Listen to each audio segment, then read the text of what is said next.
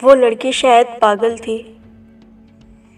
क्या सब्र था उस दीवानी का, क्या ज़ब्त मोहब्बत करती थी। आँखों में नीम नशा सा था, बातों से दीवानी लगती थी। हमराज न था उसका कोई, बस रब से बातें करती थी। दिन रात ही गुमसुम रहती थी, कुछ शर्म हया का पीकर थी। कुछ नर्म मिजाज वो दिखती थी, एक शाम के आंचल में अक्सर जज्बात छुपाए रखती थी। डरती थी जुदा होने से, या प्यार से शायद डरती थी।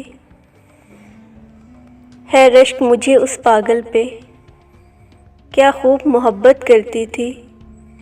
हमराज न था उसका कोई, बस रब से बातें करती थी।